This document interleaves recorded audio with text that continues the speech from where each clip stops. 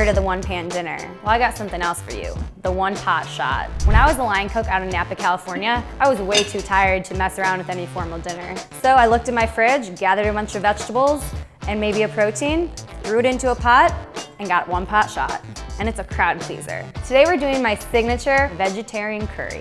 Ingredients, we have kale, sweet potato, lemongrass, lime, ginger, coconut milk, onion, tamari and sesame oil, garlic, herbs of cilantro and parsley, rice wine vinegar, chickpeas, and a spice mixture that includes the curry. And all these ingredients here, they're going in this pot to make an easy, delicious dinner.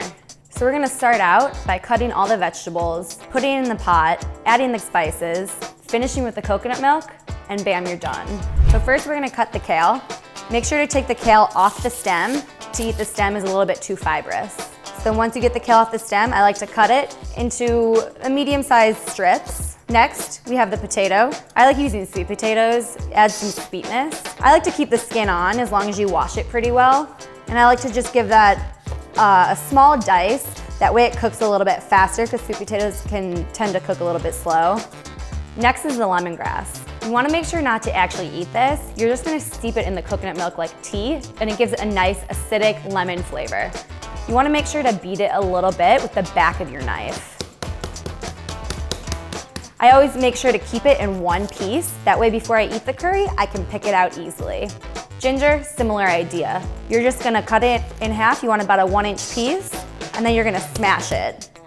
Smash it to get all the flavors out, and then you're also gonna pick it out before you eat the curry as well. And then the herbs. So we have parsley and cilantro. You wanna cut the herbs not too small because you still want nice pieces of the herbs in the curry, but you wanna cut it a little bit just so they're not whole leaves. I always like putting fresh herbs into my one-pot shots. It gives it a nice fresh flavor to the dish. And then the garlic. I like to slice the garlic into thin pieces, but not mince it because I like to have those bigger pieces of garlic in the curry. That way you can take a nice bite into the cooked garlic. All right, now that all your ingredients are prepped, we're gonna go into the pot.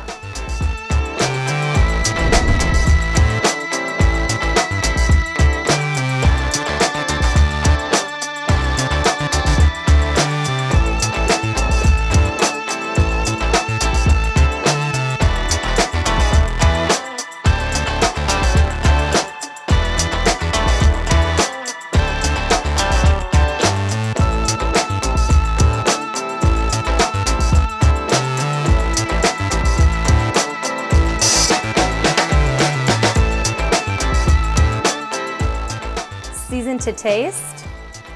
And remember, you can always swap out ingredients depending on what you have in your pantry. You could even add chicken, shrimp, or beef to it depending on what you're feeling that night.